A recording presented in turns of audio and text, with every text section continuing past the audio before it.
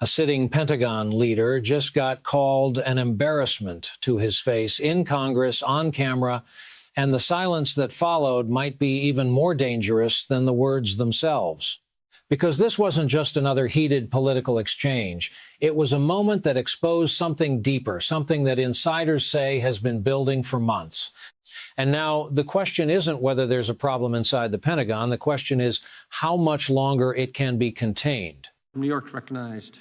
Thank you, Mr. Chairman. Ms. Bondi, I went over to the department yesterday for a couple of hours to review some of the unredacted materials.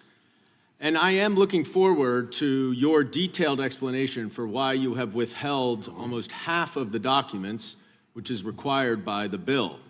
Now, obviously, there are 3 million documents, so I didn't get through much. But one thing I didn't see was the client list that you said you had on your desk a year ago. I did, however, find a couple of important documents. An 86-page prosecution memo from the Southern District of New York and a draft indictment from Florida against Jeffrey Epstein's co-conspirators. For reasons that I cannot understand nor are permitted by the bill, they were still redacted, even for members of Congress. So, Ms. Bondi, will you commit right here to immediately providing those two documents in unredacted form to members of Congress? Not a complicated question. Well, I guess it is for you because you have a law degree and those are privileged. Okay, they're not privileged, but we will discuss that later. I also found an email that I have right here from Jeffrey Epstein to Ghislaine Maxwell that was unredacted, and it included notes of statements that Donald Trump made about his prior relationship with Jeffrey Epstein. Now, there is no reason for this to be hidden from the American people. There is no privilege, there is no attorney-client privilege, and I see you're checking with your staff, and I can assure you, staff, this is not under attorney-client privilege because it was sent from Jeffrey Epstein to Ghislaine Maxwell. Will you commit to publicly providing the unredacted version of this so that the American people can understand the extent of Donald Trump's lies about his relationship with Jeffrey Epstein? You're about as good of a lawyer today as you were when you tried to impeach President Trump in 2016. Have you apologized for that in 2019? So will you unredact this? Will you were unredact lead this? counsel on that. Privileged. I'm asking you, will you unredact this? Privileged. Privileged, of course. I look forward to discussing this more. Now, these are obviously improper redactions. And let me stop for a minute. I'm talking. If they're not privileged, quiet. Don't yell at me. If they're not Mr. Chairman, would you stop the clock? This is on your time. It's not on Mr. If they're Goldman. not Even though privileged, you used your improper redactions, you'll like my answer. to if we continue review them to and they're not protect privileged, Donald Time belongs to the we will member. be happy to release them. We'll after stop the review. clock. We'll stop the clock. Time belongs to the member. Go ahead.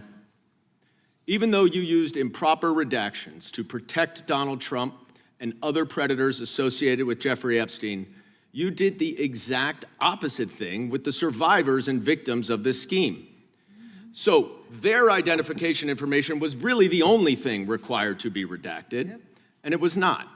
And it's clear this was not a mistake. This was not by accident. This was not because you only had 30 days when you really used 75, and that doesn't even include all the hours last March that you were redacting it.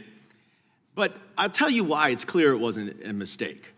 There is an email entitled Epstein Victim List. There are 32 names. 1 is redacted, 31 are not. So someone looked at it and decided to redact something. And I will tell you that that is clearly intentional to intimidate these survivors and victims. Now, in an interview last week— How will you tell me that's intentional? In an interview last week, Deputy Attorney General Todd Blanche— You can't go off script. —said that any victim that wants to speak with the department has done so, hopefully. Well, thanks to the incredibly brave people sitting here behind you, we can actually ask them if that's true. Now, would the survivors and victims who are here please stand up one more time? Just by show of hands, how many of you or your loved ones actually have met with the Department of Justice and provided testimony and and evidence? None. And of those of you who have not met, which is everyone, how many of you have reached out either individually or through a lawyer or representative to offer to provide testimony and evidence? All of them. And of those of you, all of you, who have reached out, how many of you were denied or ignored by the Department of Justice? All of them. And despite the shameful and despicable efforts by Ms. Bondi and her department to intimidate you, how many of you are still willing to speak to the Department of Justice? All of them. Well, Ms. Bondi, it looks like you have some more witnesses to talk to. Gentleman's time has expired. And I yield back. We will go to the good gentleman from North Carolina, Congressman Knott. Thank May you. I have a moment, Congressman? Yes, ma'am. Thank you. Here we go. Here's the photograph. This is why he wanted to repeat everything that had been said previously on Epstein. This is his state, New York. You probably don't even know who this is. Wahid Mohammed from Afghanistan. Yes, because I'm no longer a prosecutor. Convicted of assault. Wow, he represents New York. Wow, yet he doesn't care about the illegal aliens convicted of crimes. Assault and homicide. No longer a prosecutor, so he doesn't care about his constituents. Here we go. Arson, El Salvador, Miguel Palacios. Fermin Flores Ramales, Mexico, rape. Let's talk about the 70% of immigrants who are detained without a criminal conviction or arrest. Stop the clock. Stop the clock.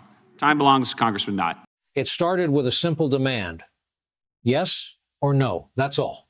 Congressman Salud Carbajal, someone who understands command, discipline, and clarity, sat across from Pete Hegseth and asked what should have been one of the easiest questions any defense leader could answer. Are Marines deployed in Los Angeles authorized to act in a certain way? Yes or no? But instead of a direct answer, what came back was hesitation, deflection, and a familiar pattern that many critics say they've seen before. The moment stretched, Carbajal pressed again, yes or no. And again, the answer didn't come clean. That's when everything shifted. This isn't Fox News anymore, he said, cutting straight through the performance. And just like that, the room changed. Because that line wasn't just a jab, it was a signal. A signal that this wasn't about politics anymore. This was about whether the person sitting in one of the most powerful defense roles in the world could actually lead. But that wasn't the only moment that raised eyebrows. As the questioning continued, the gaps became harder to ignore. When asked about support for Ukraine, the answers drifted into generalities about peace. When pressed on NATO obligations, there was a pause where certainty should have been immediate. And when the question turned to something even more fundamental, whether political loyalty to a president should ever be a requirement for serving the country, the response again avoided the clarity people expected. These aren't small issues. These are the kinds of questions that define military policy, alliances, and the lives of service members on the ground. And yet, instead of firm answers, what viewers saw was hesitation. And that hesitation is exactly what critics are pointing to now. Because in a role where decisions can carry global consequences, uncertainty doesn't just look bad, it raises serious concerns, especially when those concerns are already being fueled by something else entirely. Behind the scenes, there's been growing talk about a controversy that hasn't gone away. Reports suggest that a private messaging group may have been used in ways that raised alarms inside the Department of Defense. According to multiple sources, sensitive information may have been discussed in that space, and questions were raised about who had access to it. Now, to be clear, much of this is still being debated, and different sides are telling very different versions of the story. Some say everything was handled appropriately. Others claim it crossed a line that should never be approached, especially at that level of responsibility. What makes this situation even more intense is how it was handled afterward. Reports claim that when internal questions started surfacing, cooperation wasn't as straightforward as expected. And in a system that relies heavily on accountability and transparency, that kind of response can quickly turn a controversy into something much bigger. But even that isn't what has insiders the most concerned right now, because while the public is focused on hearings and headlines, something else has been unfolding inside the Pentagon itself. And according to multiple reports, it's creating an environment that some describe as tense, unpredictable, and even unstable. In recent weeks, several high-ranking officials have been removed from their positions. Some of them were deeply experienced, long-serving figures who had built reputations over decades. And while leadership changes are not unusual in Washington, the timing and pattern of these moves have raised questions. Reports suggest that some of these decisions may not have been based purely on performance or strategy. Instead, there's growing speculation that internal dynamics, trust issues, and even personal concerns about loyalty may be playing a role. Again, it's important to frame this carefully. Not all of these claims are confirmed, and official explanations often tell a different story. But the perception alone is enough to create ripple effects throughout the department. Because when people inside a system start to feel uncertain about why decisions are being made, it changes how they operate. It changes what they say, what they don't say, and how willing they are to speak up. And in an organization as critical as the Pentagon, that kind of shift can have serious consequences. And that brings us to what might be the most significant layer of this entire situation, the relationship with Donald Trump. Because ultimately, no matter how intense the criticism becomes, one question sits above all the others. Does the president still have confidence in Pete Hegseth? There have been reports suggesting that discussions about potential replacements have at least been considered, names have been mentioned, scenarios have been floated. And while none of this has been officially confirmed, the fact that these conversations are happening at all says something. In Washington, speculation doesn't appear out of nowhere. It usually follows patterns, signals, and shifts behind the scenes that aren't always visible to the public right away. At the same time, there are also indications that loyalty still plays a major role in how decisions are made at the highest levels.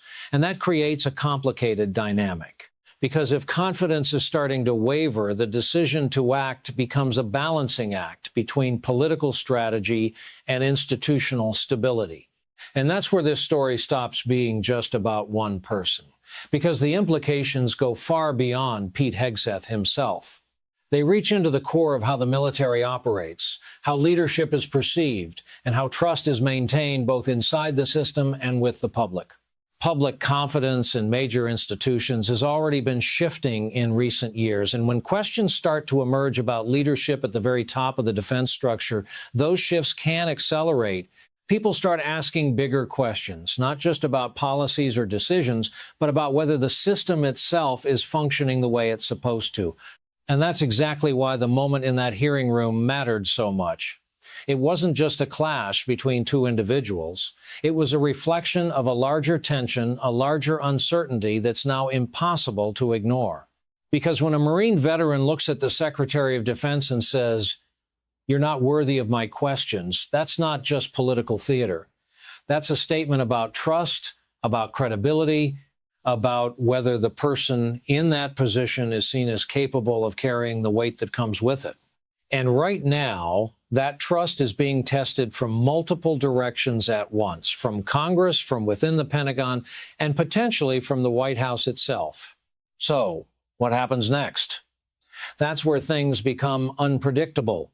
If the pressure continues to build, the calls for change may become impossible to ignore. But if political considerations outweigh those pressures, the situation could continue exactly as it is, at least for now. Either way, the stakes are high. Because this isn't just about headlines or viral moments. It's about leadership during a time when clarity, stability, and confidence are more important than ever. And the truth is, moments like this don't just fade away. They set the tone for what comes next. They influence decisions behind closed doors.